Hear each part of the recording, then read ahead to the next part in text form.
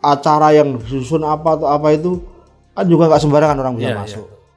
Toh juga Gus Dur mendadak di situ itu tiba-tiba lawang mengo. Itu kan juga kita juga. Maksudnya gimana? Jadi rawuh? Tiba-tiba mampir setinggal itu ternyata lawangnya sudah terbuka.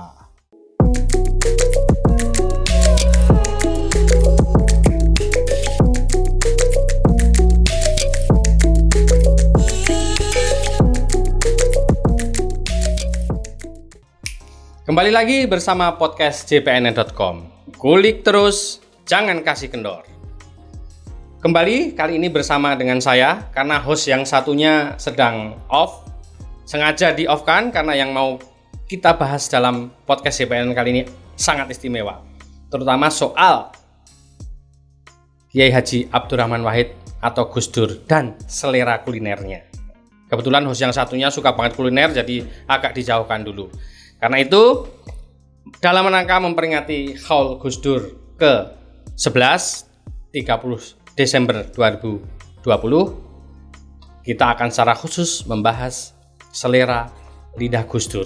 Nah, Gus Dur ini bukan hanya meninggalkan legasi istimewa dalam kancah pemikiran, tapi beliau memiliki selera kuliner yang luar biasa. Kita akan membahas itu semua lebih lanjut tentang bagaimana hobi Gus Dur dalam soal makanan dan lokasi-lokasi kulinernya di mana saja. Untuk itu kita sudah mengundang mantan asisten pribadi Gus Dur, terutama yang menangani urusan media ketika Gus Dur masih sugeng. Dengan itu kita perkenalkan Bapak Haji Bambang Susanto sudah bersama kita.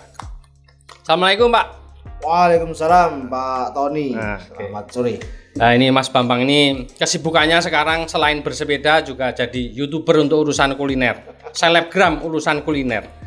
Dan beliau mewarisi selera kulinernya Gus Dur.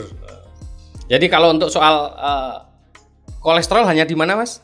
Hanya di lab. Oh kolesterol hanya di lab. Kalau di warung-warung ini nggak ada kolesterol ya? Oke, cocok. Semua kolesterol itu. Jadi mungkin langsung aja Mas. Yes. Apa pengalaman apa yang sangat istimewa dari Gus Dur soal kuliner nih gitu. Karena teman-temannya juga mengakui bahwa Gus Dur ini punya selera yang luar biasa tes soal makanan-makanan enak ini gitu. Iya, sebenarnya kalau soal makanan itu Gus Dur punya pilihan-pilihan, dan pilihan-pilihan itu sebenarnya bagi saya sangat mengkhawatirkan bagi konteks kesehatan beliau. Waktu saya karena begini, saya itu mendampingi beliau kan, beliau sudah dalam kondisi yang sudah pasca lengser presiden satu, yang kedua mungkin kesehatan sudah relatif banyak menurun.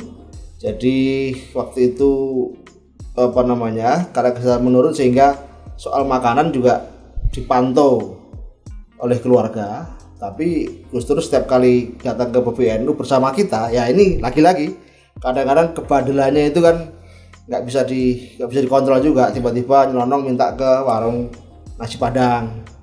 Pilihan-pilihan yang ditunjuk itu ya yang mengerikan semua, misalnya tunjang itu, kikil itu kan menjadi pilihan utama. Kalau ke warung padang itu pertama kikil, kedua dendeng, ketiga otak. Wah, kolesterol semua. Juga kayak gitu itu. Kita kadang-kadang tetap saja sekali-sekali kita kan dalam untuk menjaga kesehatan seringkali kita dalam kutip membohongin beliau. Kalau minta otak itu kita bilang Pak otaknya habis Pak. Tapi ngambak beliau kalau digituin. Jadi beliau tahu kalau ini sebenarnya pada nggak ngasih gitu, tahu. Tapi yang penting dari pilihan 3 itu minimal 2 itu harus ada kan gitu kan. Tunjang atau dendeng itu kan. Itu setiap kali beliau ngersake nasi padang itu seperti itu yang dikehendaki. Nasi padang menjadi makanan terakhir yang makan siang yang sering dikonsumsi beliau.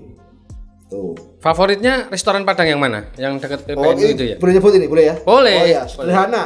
Oh yang sederhana di Keramat. Raden Saleh. Oh Raden Saleh. Itu setiap kali kita habis kita antar cuci darah kan, beliau itu terakhir kan cuci darah seminggu 3 kali. Di RSCM. Itu setiap Senin, Rabu sama Jumat. Nah, setiap habis cuci darah pasti beliau minta sederhana itu. Pilihannya itu tadi, yang ditunjuk itu yang itu. Nah, kalau menyangkut masalah selera kuliner di luar kota atau di luar daerah dengan tradisionalnya kan banyak sekali. Di Solo itu beliau punya banyak langganan tuh. Dari gudeg ceker Margoyudan yang buka jam 1 malam itu. Jadi kalau beliau sudah minta itu, padahal bayangin jam 1 malam baru buka. Jadi beliau tungguin itu. Pokoknya di hotel kan, kita kan di hotel. Setiap di hotel itu sebelum dibawakan ceker Margoyudan belum bisa tidur. Itu ceker Margoyudan yang sekarang pun sangat terkenal itu. Kemudian di sana ada soto Kartosuro itu, soto ledok. Nah, soto ledok itu bahkan punya cerita juga. Saya nderek beliau itu di situ pas kebetulan anak yang pemiliknya, ownernya itu hamil. Minta nama sama Gus Dur supaya dikasih nama anaknya itu. Karena saking setiap kali datang ke Solo, Gus Dur selalu menyempatkan mampir di situ, sehingga rasa hormat dan takdimnya keluarga siapa namanya itu pemilik itu soto ledok sangat kuat sekali. Soto ledok. Ada lagi soto versi yang Gus Dur sukai, soto Triwindu. Solo juga. Terus ngomong Solo itu ngomong ya. Gus Dur kayaknya kok saya lihat banyak artis lidah yang menurut selera beliau. Soto Triwindu, padahal soto ya kayak gitu kan. Kalau hostnya sering ngomong soto itu ya penyedap aja yang kita tapi ya karena memang seger enak, apalagi diceri Gus Dur selalu jeruk itu harus wajib itu. Saya juga habis sekarang menurunin tuh kalau makan soto, kalau belum ada jeruknya ya belum sempurna kan itu. Kalau di Jakarta, kalau yang andalannya Gus Dur selain nasi Padang apa? Ada soto legend, soto lama, soto Ma'ruf. Oh, soto Ma'ruf. Yang di Juanda atau yang di dulu waktu itu yang di tim. Nah, yang di dalam tim. Sekarang udah enggak ada. Dulu setiap kali soto, ayo Mas keluar. Saya berapa kali itu dibohongin, keluar tak boleh diajak kemana ya, ternyata begitu sampai jalan suruh belok ke soto atau kemana. Itu dokternya tahu nggak itu? Tahu kan, laporan tetap aja kita ini. Oh iya, kadang dari rumah sakit, bayangkan rumah sakit itu diopnam itu. Diopnam. Ini bukan cuci darah, diopnam. Dia minta susternya, saya mau cuti. Coba Mas diopnam kok cuti itu maksudnya apa? Cuti. Jadi mau keluar dari rumah sakit. Iya, itu bahasa beliau itu izinnya cuti. Cuti dari opnam. Opnam kan lucu kan. Nah, kalau ditanya mau kemana Pak? Suster sama dokternya. Saya mau ke PBNU sebentar, kantor PBNU. Nah, ketika udah dikasih izin ya keluar gitu, kita derek kayak gitu. Bukan langsung ke PBNU. Ya itu. Dari Kencana langsung belok ke Ma'ruf dulu atau ke Padang dulu atau ya saking pengen merasakan makan yang lain selama mungkin beberapa hari itu di opnam di rumah sakit. Kan beliau kan sering kali masuk rumah sakit. Kadang-kadang 10 hari baru bisa keluar, kadang-kadang. Tapi kalau cuci darahnya itu hampir seminggu 3 kali itu pasti. Tapi kalau keluar masuknya itu kan relatif waktu menjelang beliau wafat itu kan paling sering. Kalau di Jogja, di Solo itu masih ada satu lagi yang langganan beliau itu. Soto juga? Bukan. Bestik lidah. Buset. Bestik lidah. Itu kolesterol top. Kolesterol tinggi itu. Bestik lidah itu adanya di Honggowongso di Solo itu. Jadi bestik itu sudah manis, lidah lagi. Bayangin, beliau selalu ingatnya Solo itu bestik lidah, ceker Margoyudan, Triwindu, dan 2 soto itu, Triwindu atau soto ledok itu. Ya, kalau di Jogja itu banyak. Jogja itu bakmi yang beliau paling suka itu. Bakmi Jawa, bakmi Mbah Mo itu yang di Bantul. Oh, yang di Mbah Mo yang di Bantul. Itu, ya memang gini ya, kebetulan saja memang setiap di daerah itu memang kebetulan teman-teman beliau yang di daerah kata di Solo itu ada Pak Husain Sifa. Itu memang ya beliau itu ya suka ngeladeni beliau yang sifatnya menyajikan menu-menu yang enak. Nah ya sudah, Gus Dur yang suka. Mau di Jogja dulu ada almarhum Mas Agus Suyarto. itu selalu kalau setiap ke Jogja pasti beliau yang Mas Agus itu yang selalu menyajikan beberapa menu kulineran.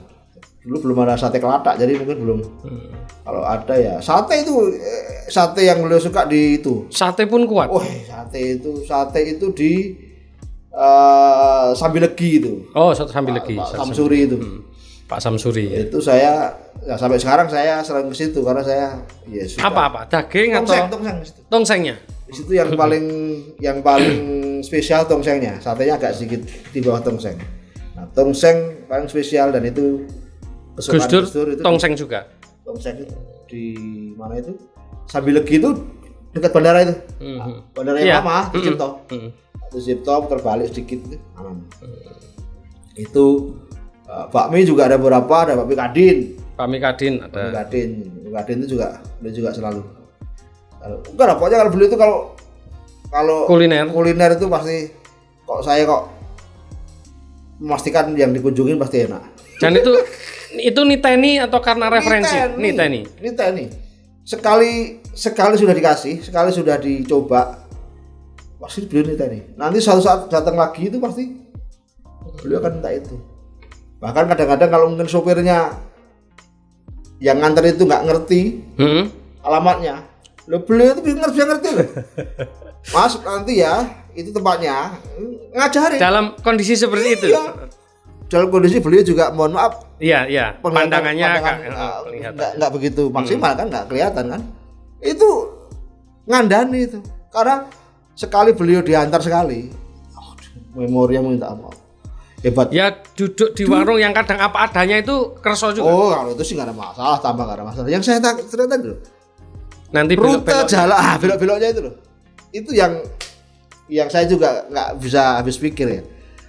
Mas, sopirnya kata, Pak, alamatnya putih ya. Nah, ini gini. Nanti sana kanan kiri. Itu beliau ketemu. Belum ada Google Map, belum rame waktu itu ya. Belum ada Google Map. Nah, itu Gus Dur satu kelebihan kehebatan beliau itu. Saya istilahnya membuktikan sendiri bahwa iya begitu. Kalau makanan cemil-cemil di Jakarta yang seneng Gus Dur apa? Kalau nggak salah ada martabak yang sangat itu. Iya, martabak itu beliau martabak AA itu yang Manggarai itu. Oh, yang Manggarai. Nah, itu juga satu itu yang beliau suka. Kemudian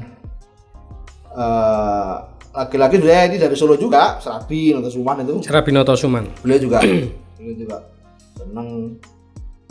Durian aja beliau masih oke loh. Tapi ya kita yang umpet terus, tapi kalau durian kan bau, pasti kecium kan. Iya. Umpet-umpetannya menghindarkan Gus Dur atau sama keluarga dan dokter? Maksudnya menghindarkan Gus Dur dari bau durian atau menghindarkan aroma durian di Gus Dur ini dari keluarga dan dokter? Iya, kita sama-sama itu. Jadi bersekongkol. Susahnya minta ampun waktu itu. Bahkan suatu saat kita kan mohon maaf kalau Mbak Lisa pernah ngumpulin kita waktu itu kan sebelum Mbak Lisa.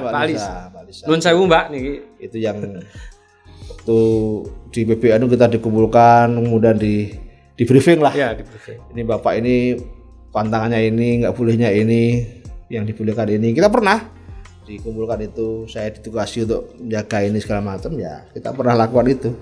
Tapi ya Pak Dur itu ya begitu. banyak ininya, banyak apa ya, banyak nggak percayanya gitu loh. Jadi semuanya maunya pokoknya yang penting makan enak. Tapi nggak pernah habis makan enak itu terus dilarikan ke rumah sakit gitu, nggak pernah. Termasuk yang berat-berat, apakah lidah, sate, tongseng gitu, nggak pernah. Jadi kalau masuk ke RCM mungkin karena memang udah berkala seperti hemodialisis gitu. Karena memang rutinitas beliau. Kemudian kalau misalnya lagi drop itu ya mungkin drop, saya nggak tahu drop itu ya faktor makanan juga mungkin ya, tapi kan tidak yang seketika. Iya. Yang tadi kan yang seketika. Akumulasi. Mungkin dari sekian hari apa gitu kolesterolnya naik barangkali kan. Itu mungkin bagian dari itu, kemudian ternyata drop langsung diopnam itu mungkin ya. Tapi kalau karena ngesak kayak apa pas dahar apa langsung apa, saya kira enggak. Ya yang pernah pengalaman yang saya khawatirkan itu, tapi ini soal lain. Jadi kok ya bukan kuliner tapi ini suguhan suguhan yang sedang bertamu. Jadi saya itu dari Gus Dur itu di Tapal Kuda, perjalanan Tapal Kuda itu ada 11 titik. Dari Sukoharjo, Pasuruan. Enggak terlupa saya pokoknya pesantren apa ke NU, PKB itu apa itu 11 titik pokoknya. Sehari itu pagi sampai malam itu. 11 titik itu 11 titiknya makan semua itu. Dan itu Gus Dur makan juga. Tapi kata Gus Dur. Dan rata-rata kambing, sapi mesti sana. Wah iya, ini katanya ini kalau nggak dimakan nggak berkah. Jadi yang punya pesantren itu minta supaya Gus Dur berkahi untuk seneng kerso dahar makan nih. Waduh itu kalau udah Gus Dur makan di situ rebutan. Ora, ya artinya yang sebagai tuan rumah kan merasa di apa namanya diberkahi. Dan kita kata Gus Dur, Mas kita ini ya tamu itu ya kalau disajikan kayak gitu ya itu berkah juga bagi kita. Iya. Bayangkan 11 titik, 11 tempat ya, 11 tempat itu kita makan terus. Jadi sarapan, belum selesai sarapan, belum turun kita singgah lagi, makan lagi bang sampai malam 11 kali makan ya Pak. Padahal mohon maaf, Gus Dur itu terserang stroke berapa kali? 3 atau 4 kali ya? 3 kali. Tapi bagaimana? Bisa fisiknya bisa seprima itu. Rata-rata orang misalnya kena stroke itu kan sekali aja udah misalnya daya ingat sudah menurun, tapi Gus Dur masih apal macam-macam selera. Ya itulah mungkin yang kita bisa orang bilang Gus Dur wali kan dalam hal konteks mungkin bagi yang mempercaya itu ya. Saya pun bagian yang mengamini aja lah. Pernah lihat pengalaman yang pribadi yang melihat bagaimana ada meyakini beliau itu ya sebenarnya kan gini. Ya banyak yang menganggap ketika Gus Dur misalnya mengikuti sebuah acara, ya. Terus kemudian beliau tertidur, kemudian ketika dikasih waktu, kok apa yang disampaikan Gus Dur bisa nyambung. Diskusi itu. Nah, itu mungkin orang-orang menganggap sakti ya Gus Dur ya. Tapi suatu saat saya tanya, Pak ini orang-orang pada menganggap jenengan sakti loh ini karena memang setiap kali ada acara itu jangan kelihatannya kok tertidur tapi kok begitu dikasih waktu kok nyambung dengan materi diskusi.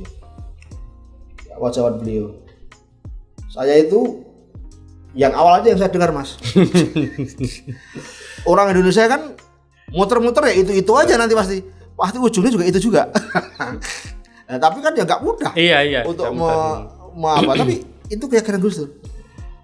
Apa wali Pak, wali apa? Ya gitu aja teorinya. Teorinya orang Indonesia itu cukup di depannya aja kita perhatikan ngomong apa. Muter-muter sampai kemana juga nanti ujungnya balik ke situ juga.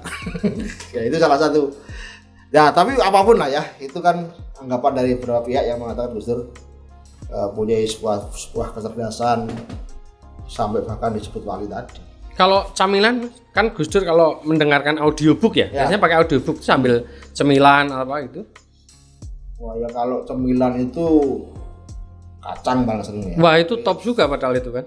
Semuanya coba. Kita kadang-kadang ya sudah mau melarangnya bagaimana, kalau nggak dilarang nanti minumnya juga es kelapa beli itu yang paling. Gula nggak pernah lepas.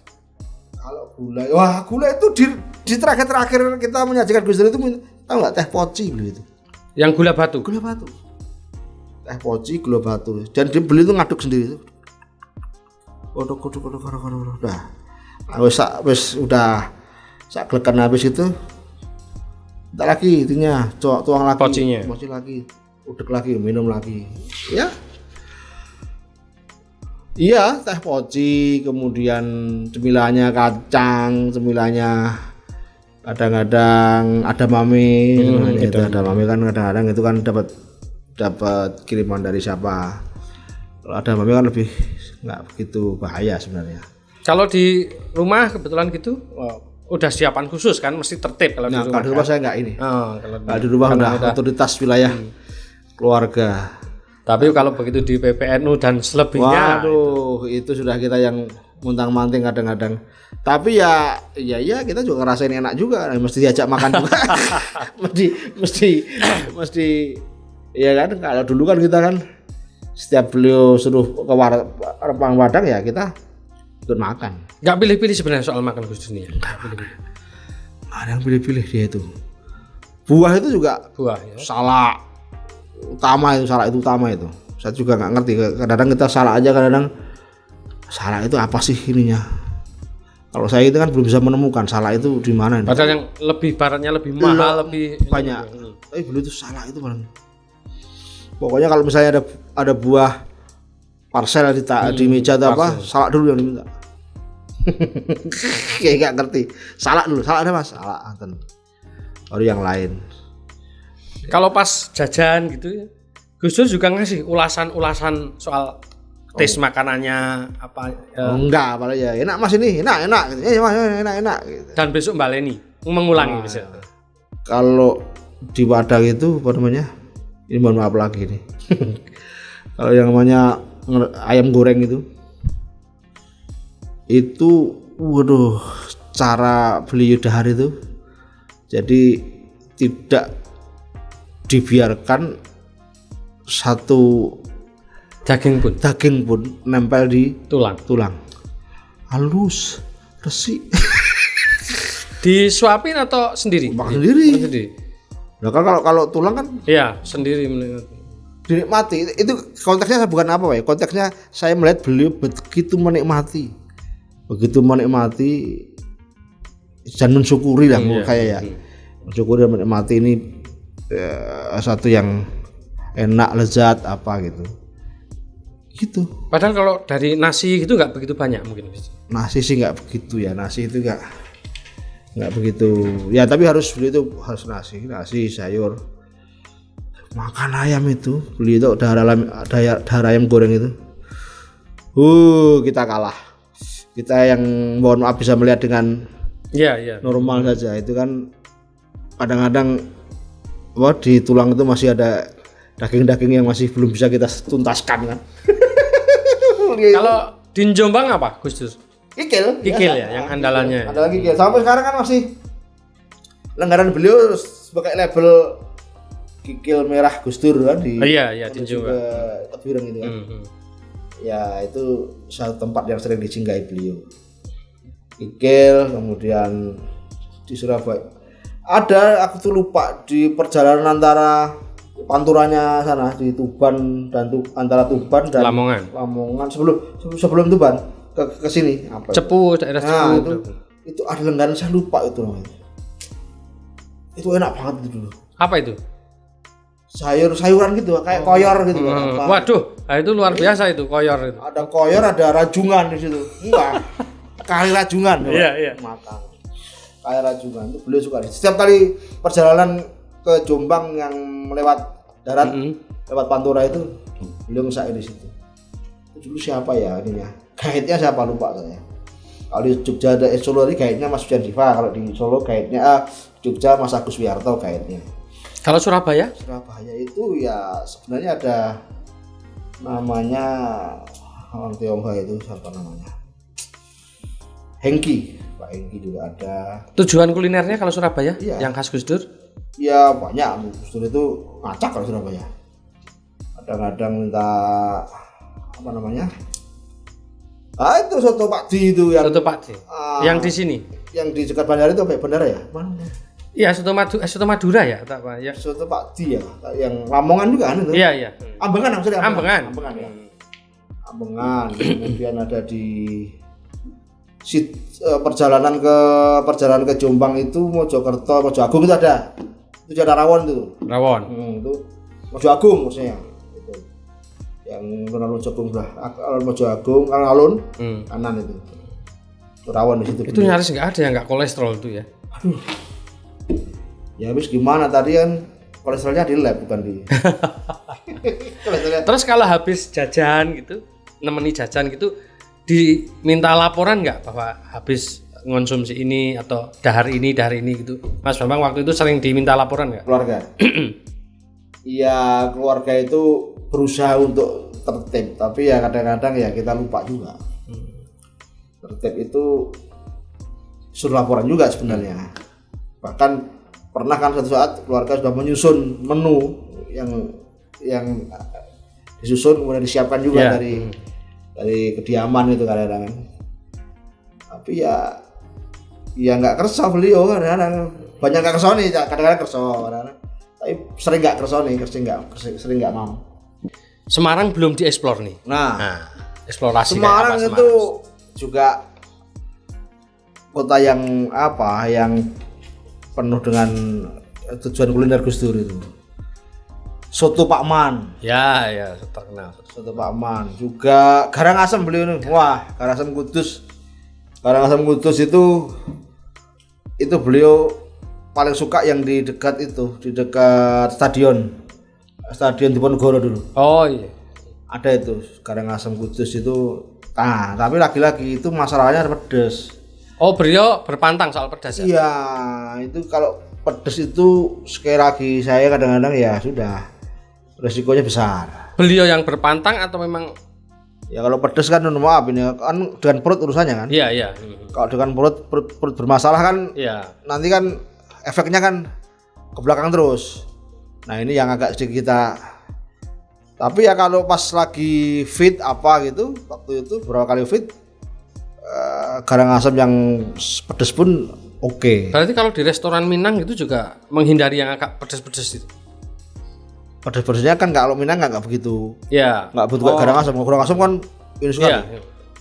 Strong banget pedesnya. Kalau Minang Padang itu kan lebih ke santan. Iya. Nggak pedesnya nggak begitu strong. Strongnya itu Karangasem ini.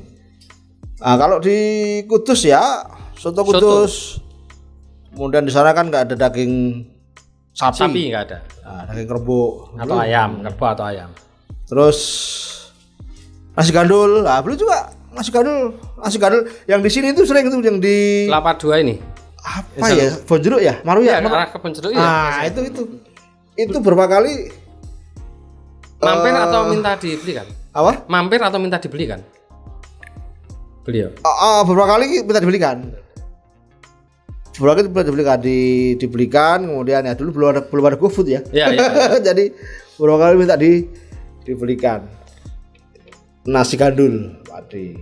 Tapi kalau di Semarang sego koyor. Waduh, itu luar biasa. Sego koyor adanya di Demak. Jadi antara perbatasan Semarang Demak. Semarang Demak itu. Mana itu enggak tahu, lupa saya. Daerah Sayung atau daerah Sayung lah itu dia. Tuh. Kalau iwak manuk, kamu tahu iwak manuk itu? Yang di Semarang atau di Semarang, iwak manuk itu adanya di sebelum Kendal. Kaliwungu sebelum Kaliwungu. Tapi masih wilayah Semarang. Padahal itu masalah, itu minyaknya kalau goreng. Tapi iwak manuk itu beberapa jenis manuk. Ya. Ada burung dara, ada apa namanya? Yang putih. Iya. Di sawah-sawah itu. Apa ya namanya? Kuntul atau apa itu? Ada 3 macam burung itu dia. Plus minyak yang goreng sudah mirip air kopi. Sudah air kopi, udah berapa kali gorengan itu. Tapi itu sambalnya itu minta Allah. Ya, Gus Dur enggak. Itu digadoin. Gaduh kalau itu. Seperti gudeg ceker itu, cekernya digaduh itu di Solo itu. Itu gudeg ceker, kemudian Gus Dur itu kalau nasi enggak begitu. Ya dikersake tapi tidak begitu banyak. Jadi sebenarnya kalau soal kuliner malah yang tujuannya secara itu sederhana itu ya, bukan resto-resto mewah itu nggak pernah. Bahkan seringkali kalau di luar kota, daerah nginep di hotel, belum sarapan atau makan siangnya nggak kerso di hotel. Di hotel. Di luar. Pasti ngersake di warung-warung yang seperti itu. Warung-warung yang ya seingat beliau lah, di mana Solo, di Jogja, di Surabaya, di apa. Tinggal apa yang dikersake. Jarang beliau makan di hotel, jarang. Di kantor juga gitu, di PBNU juga jarang yang beli-beli yang makan di kafe-kafe. Dan di setiap kota pasti sudah punya destinasi kulinernya. Pasti. Kalau Bandung atau Cirebon misalnya mungkin pernah. Wah, Cirebon itu, ini ya betul. Cirebon itu ya yang dia populerkan kan selalu Mbak Gentong ya. Mbak Gentong Apot itu saya beberapa kali itu dengan beliau itu 2 kali 3 kali ada kali di situ. Dan beliau sebenarnya juga salah satu yang dia senangi ya disuguhi tuan rumah itu beliau senang. Disuguhi tuan rumah, asal tuan rumah itu betul-betul kayak pesantren, masakan pesantren itu beliau hormat dan pasti menyenangkan tuan rumah juga.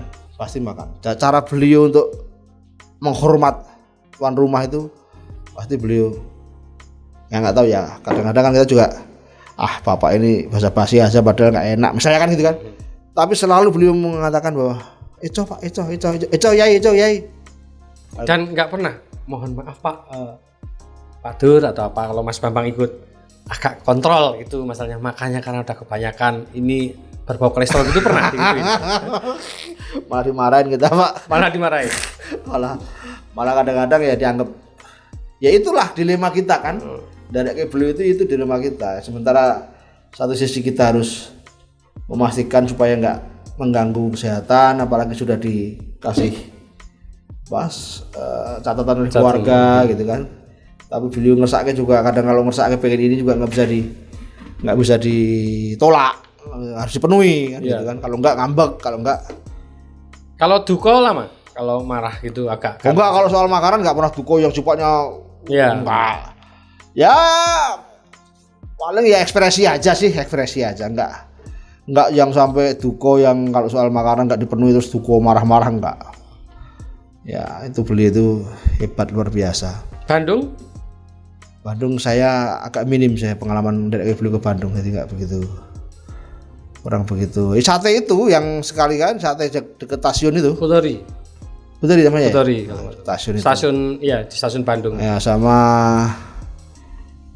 kalau ke Bandung itu kan ya laki-laki ke Bandung itu dulu temennya kan Menteri Parpostel Pak siapa? Kabinet beliau itu lupa kan? Pak Agum ya, bukan Pak Agum ya. Bukan. Apa siapa namanya itu? Orang Bandung sih. Kiai ya, sami-sami kiai gitu. Ya itu selalu yang guide-nya itu kalau ke Bandung, mie kocok. Gitu. Mie kocok. Tapi sering dulu ke Bandung tuh sering, karena saya cuma nggak begitu sering dijajak. Kalau saya ini kalau ke Jogja, ke Solo baru itu. Kalau ke Bandung itu nggak begitu sering saya.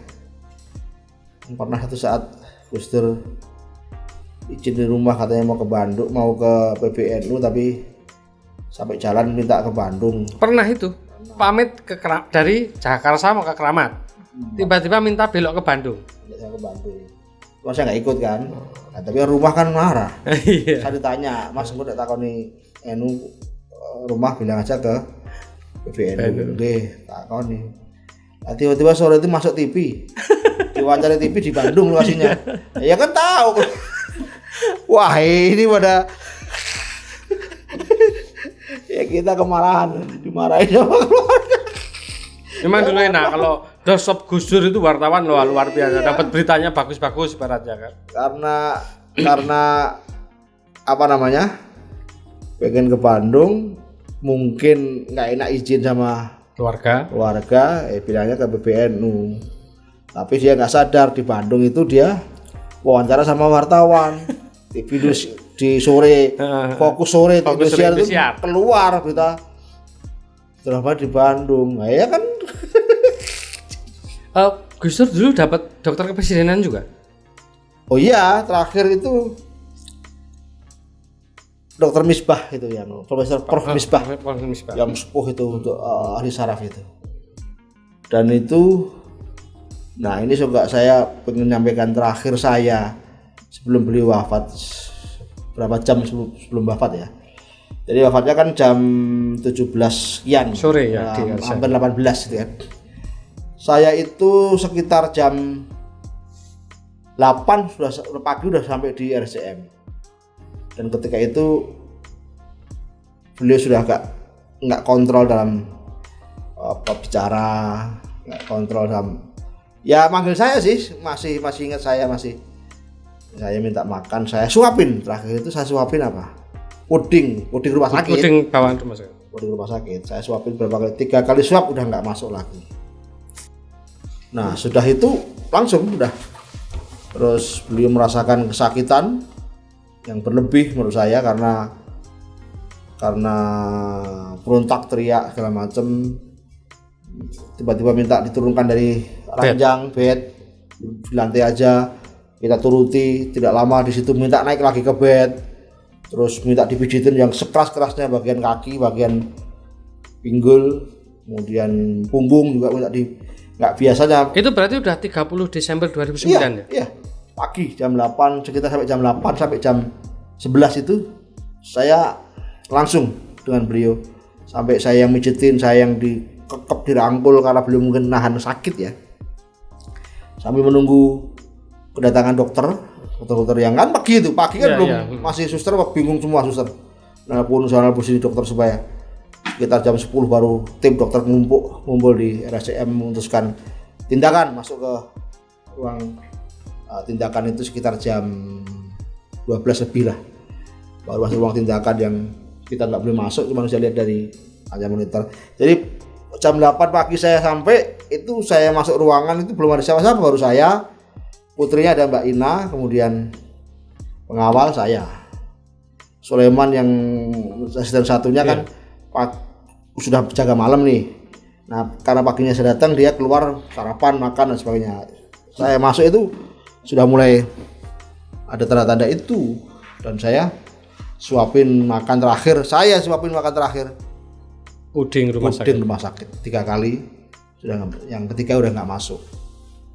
Nah itu sakitan, minta dipijit, balik lagi ke atas, balik ke bawah, udah ini sampai nunggu dokter, tindakan dokter, kemudian dokter datang rapat sebentar, dokter masuk ruang tindakan. Nah ruang tindakan terus kita nggak bisa akses karena kan hanya bisa lewat televisi. Lewat monitor itu sampai jam itu sekitar 17-an itu Prof Misbah sudah ngasih tahu kita. Ntar lagi RI 1 mau datang, SBY. Pak SBY waktu itu. Nah, kalau RI 1 sudah mau datang ini kan mungkin kritis kan, ya. Kondisi sudah kritis. Datanglah SBY. Masih itu gini, dalam masa sebelum sekitar jam sudah di ruang tindakan sekitar jam berapa ya? Jam 3 jam 4. Itu dokter keluar dari ruang tindakan itu, nanya pengawal, minta CD The Beatles. Itu sudah hari terakhir itu? Sudah hari terakhir. CD. Bapak minta CD The Beatles. Nah kita ini nggak pernah Bapak itu punya CD Beatles itu. Yang ada adalah Beethoven klasik, musik klasik. Nah musik klasik. Jadi kita waktu dokter minta, Gus Dur katanya minta Beatles itu, kita langsung bisa salah ini. Karena Gus Dur tidak pernah koleksi The Beatles. Dan kita juga tidak pernah menyimpankan CD The Beatles, nggak pernah. Pasti salah dengar ini. Pasti Beethoven yang dimaksud ini kan. Udah kasih aja Beethoven. Kasih Beethoven. Udah Pak, ini aja adanya ini, coba nanti kasih Bapak aja. Bener, di dalam kan kelihatan tuh di monitor gitu, kita lihat. Setelah dipasangin, dengerin. Kalau salah kan pasti bukan ini kan gitu kan. Ya dengerin. Nah, itulah mungkin beliau ingin dihantarkan oleh apa namanya? Musiknya simfoninya Beethoven. Yang dari sejak dulu digandrungi itu. Juga satu apa namanya? Satu kejadian yang menurut saya sangat ini sekali, luar biasa.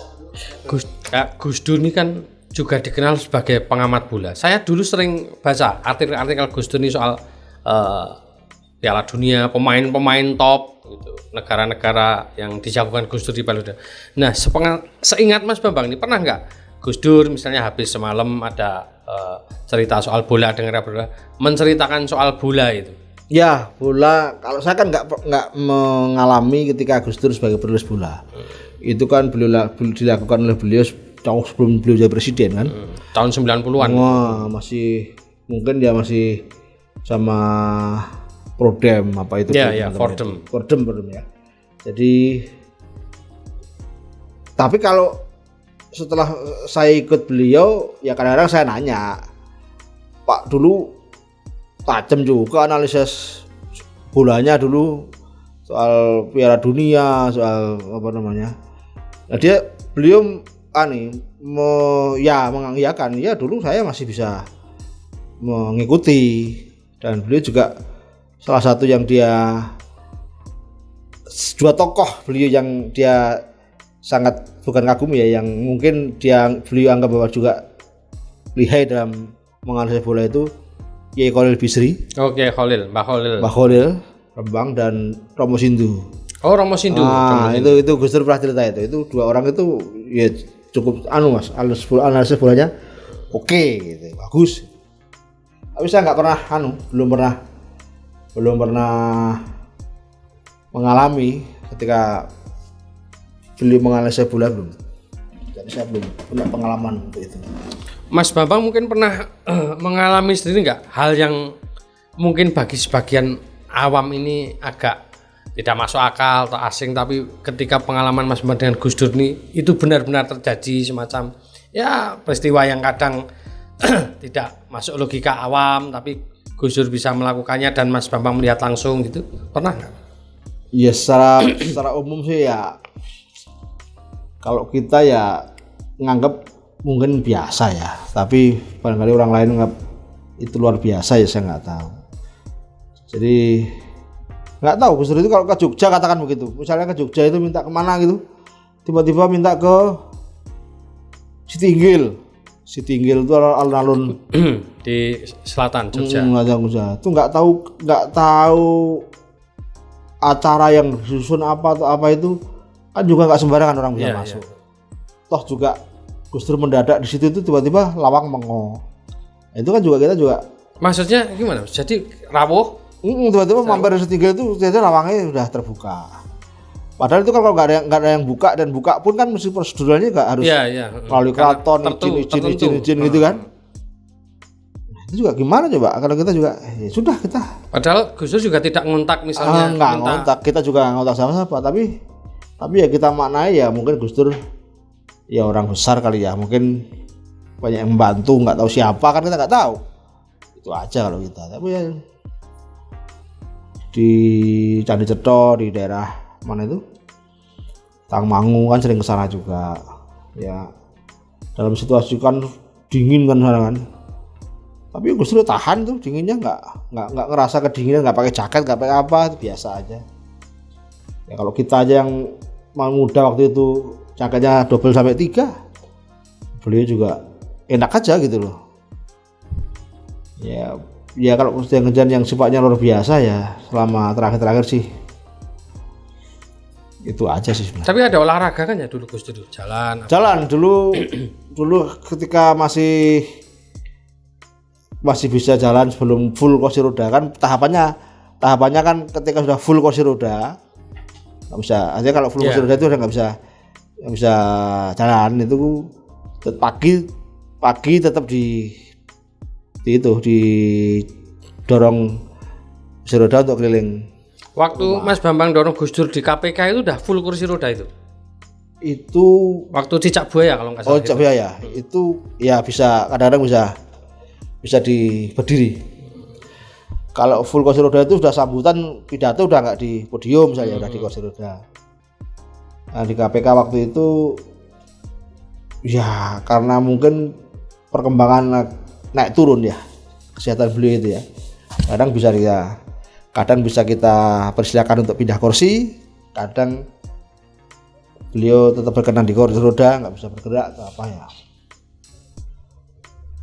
Nah kalau yang ke daerah itu kadang-kadang kan ya, ini mohon maaf, saya kadang-kadang menjaga beliau, pengawal, asisten itu kadang-kadang kalau kunjungan ke daerah itu kan kita nggak bisa membendung umat yang kadang-kadang pengen cium tangan, pengen apa gitu. Tapi kan Gus Dur itu ada bagian yang cuci darah itu kan, pen ya.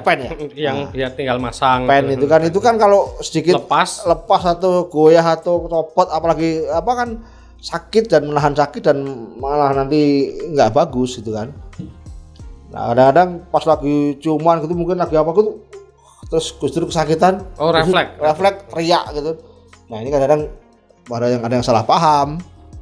Wah saya ditampik, saya padahal beliau nggak pernah milih-milih undangan, nggak pernah. Orang mau salaman, baru salaman itu, orang baru salaman itu, ya wis namanya Nahdien itu ya. Ya. Warga NU kan begitu. Berkahnya kan dari salaman cium tangan kan.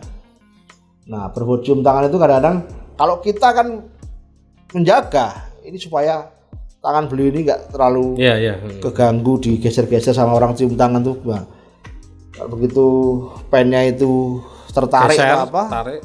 Sakitan beliau itu. Nah, itu yang sering kita kadang-kadang disalahpahami sama yang sombong, aduh nggak mau cium tangan, sudahlah, namanya orang banyak. Tapi kalau kita sudah jelasin, gitu ya, paham. Baik Mas, kalau Mas Bambang nasihat yang paling diingat dari Gus Dur apa untuk Mas Bambang misalnya? Waduh, nggak ada yang spesial.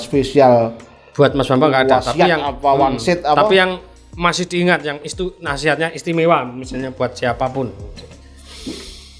Egaliter beliau itu yang luar biasa ya. Cara beliau melihat orang, memanusiakan orang itu. Luar biasa. Jadi ini mohon maaf, Gus Dur itu betul kalau ada cerita bahwa di kantongannya nggak ada duit, itu betul. Jadi dulu itu saya juga merasakan betul kalau ya dapat bisaroh lah kan kalau kiai kan habis sering dapat acara gitu. Sering dapat bisaroh gitu. Datang ke kantor VNU bawa duit misalnya gitu kan. Pak, pegangan apa gitu kan. Ya terima. Enggak nyampe 30 menit atau enggak nyampe 20 menit orang itu keluar. Langsung suruh nelpon orang. Tuh telepon tuh ke sini tuh. Karena apa, kemarin dijanjiin dapat itu, mau dikasih duit. Jadi orang itu ada seorang datang ngeluh minta katanya anaknya yang butuh baju sekolah atau anaknya butuh biaya sekolah atau apa nggak tahu lah. Ya karena di selorokannya nggak ada duit. Oke, ya entar nono terus dino. Semoyo kalau semoyo istilah. Ya, pulang. Bener itu. 2 hari 3 hari itu ada yang nganter duit, nggak tahu urusan apa, ya kan? Dan itu nggak akan lama duit itu dipegang Gus Dur itu. Begitu diterima, nggak nyampe 2 menit orang itu keluar, yang ngasih itu keluar, ditelepon yang tadi orang itu, panggil, dikasihkan. Nah, itu yang saya bilang itu pembelajaran memanusiakan manusia yang luar biasa. Nggak pandang bulu siapa. Kalau udah dijanjikan, itu ingat beliau. Tapi ya ada juga yang Gus Dur beliau tahu kalau ini orang ini dijadikan apa namanya, tinggu golek nggak apalah, saya dimanfaatin, tahu beliau. Ini orang ini memanfaatkan, tahu. Jadi kalau yang orang memanfaatkan mungkin beliau udah nggak usah diperhatikan. Itu tanpa ada laporan macam-macam, tapi Gus Dur udah perso Ya, ibaratnya. dirasakan sekali begitu. Tapi kalau yang ya kadang-kadang juga orang jelas itu dimanfaatkan. Gus Dur tahu, tapi karena Gus Dur mau dikasih. Kita yang ngingetin, Pak, katanya itu hanya manfaatin Bapak. Ya biarin aja, nanti kan yang balasannya kan di sana. Ya betul. Itu Gus Dur. Itu berkali-kali saya itu kadang-kadang ngingetin, Pak, nggak mungkin lah kalau misalnya dia kan ada orang yang alasannya untuk apa, ini itu nggak jelas lah. Kalau kita udah ngeliat ini, ini pasti golek-golek ini kan, nyari-nyari ini kan. Gus Dur juga tahu nyari-nyari. Dikasih kamu Gus Dur. Dikasih. Kalau ada duit ya, asal ada uang yang disorokan itu beli itu. Kalau di kantong nggak pernah ada malahan kan? Itu nggak pernah ada. Ya kita tuh kadang-kadang, ya itu tadi, habis orang ngantar duit gitu kan, udah di BNU gitu, nggak tahu urusannya apa, kan nggak tahu kan. Mas mana hitung mas? Ya kita ngitung dok. Habis ngitung berapa mas? Ya segini mas. Oke, lagi telepon orang. Terus ini dikasih aja Pak. Dan ngasihnya nggak tanggung-tanggung loh. Ya itu yang di dalam amplop itu. Iya,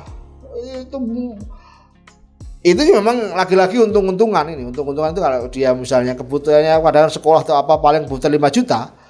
Tapi kalau pas datang ternyata ada duit 20 juta, dikasih semua. Ya itu semua. Iya. Coba. Orang ngeluh katanya anaknya buat anak sekolah, buat seragam ini, Pak, ini anaknya ini paling berapa? 5 juta. Tapi karena yang ada di situ ada orang ngasih 20 juta kayak gitu, kemudian dipanggil orang itu dikasih semua 20 juta. Rezeki nih orang itu. Dan itu berkali-kali itu. Dan kita bahkan ngitung tok. Enggak pernah kita kok di separuh apa perapat, tapi kita juga nggak mengharap sama sekali itu ya. Itu kan beliau yang artinya beliau sudah senang lah dengan begitu itu. Kalau dangdut, kalau nggak salah Gus Dur juga penggemar dangdut. Di mobil itu selain mendengarkan audiobook juga mendengarkan radio. Radio yang dulu paling dia dengerin itu radio Muara. Radio dangdut. Bahkan saya pernah setiap puasa Gus Dur diundang ke radio Muara untuk memberikan kultum. Kuliah 7 menit di radio Muara, coba bayangkan. Studionya di Rawamangun waktu itu. Jadi terminal Rawamangun itu mentok karena makin lupa saya dari situ. Itu jamaahnya ya mohon maaf, jamaah yang dihadirkan di studio itu ya masyarakat sekitar ya. Yang mohon maaf ya tingkat apanya ya, tapi Gus Dur happy, seneng, tetap rawuh karena bisa menyapa lewat radio itu, dan seneng banget radio dangdut. Pernah saat kan sekali di sama radio Muara ketemukan Iis Dahlia, pernah itu Iis Dahlia ya, karena Gus Dur kan nggak bisa dilihat dengan sempurna ya, saya kasih tahu Pak orangnya pendek, pendek tuh Mas. Tapi senang gitu. Pernah waktu itu kecil. Oke Mas Bambang, kira-kira pesan untuk misalnya para Gus Dur satu lagi. Dan di setiap mendengarkan radio di Radio Muara, di mobil, itu dia telepon ke Radio Muara. Request lagu. Dangdut pasti kan? Dangdut Indramayu. Oh, Tarling. Dan judul yang paling dia kendaki adalah Remang. Siapa penyanyinya, Mas? Aduh. Iya. Remang sinar lampu. Itu yang beliau paling suka itu. Pokoknya setiap kali dia sambil kan itu kalau di jok mobil itu kan agak di depan tuh Oh, kalau duduk di depan beliau? Beliau di depan. Nah itu setiap kali dengar radio Muara ya pasti selalu telepon reporter radio Muara dan minta lagu Remang. Dan langsung diputar. Dan itu Gus Dur ngomong itu iya, on air itu. Langsung bicara beliau. Ini ya saya minta Remang ya. Luar biasa. Nah itu yang saya menjadikan beliau ya luar biasa. Oke, Mas Bambang. Jadi kira-kira pesan apa untuk pecinta Gus Dur nih, bahwa beliau bukan hanya sosok yang luar biasa, tapi juga sebagai orang yang sangat memanusiakan manusia dengan kesadarannya dan juga punya selera kuliner yang sangat detail gitu. Apa pesan kira-kira Mas Bambang untuk para pecinta Gus Dur? Ya kalau ini kan sekarang banyak satu wadah, entah itu Gus Durian, entah itu pecinta Gus Dur, entah itu apa ya, baik-baik saja. Intinya tetap saja kalau ada motonya Gus Dur telah mewarisi, kita yang melanjutkan, kan itu kan. Nah itu penting sekali. Jadi apa yang diwariskan Gus Dur baik pemikiran maupun termasuk kuliner tadi, itu juga patut kita generasi muda untuk selalu meneladani, mewarisi apa yang pernah ditinggalkan Gus Dur. Sangat. Toh ternyata juga kalau kita lihat dari konstelasi politik nasional sekarang ini kan ada beberapa kejadian ataupun ungkapan Gus Dur yang dulu disampaikan ternyata terbukti kejadian sekarang. Itu juga kita juga wallahu alam kan, tapi sudahlah, Gus Dur telah mengajari kita meninggalkan sebuah pemikiran dan meninggalkan warisan-warisan yang luhur lah, yang tentu harus kita jaga supaya termasuk menjaga NKRI ini agar terus tetap utuh, tidak menjadikan sebuah diancam oleh berbagai macam kelompok golongan yang tidak menginginkan keutuhan NKRI. Itu penting bagi saya. Inspirasi pemikiran Gus Dur harus tetap kita kawal dan kita jaga. Oke, terima kasih Mas Bambang untuk waktunya. Siap. Sampai jumpa lagi kapan-kapan. Kita sudah ngobrol banyak dengan Mas Bambang soal bagaimana selera kuliner Gus Dur, hal-hal yang unik dari Gus Dur, dan yang penting kita mewarisi spirit kemanusiaan Gus Dur. Oke, kita jumpa lagi di podcast jpnn.com yang akan datang. Kulik terus, jangan kasih kendor. Wassalam.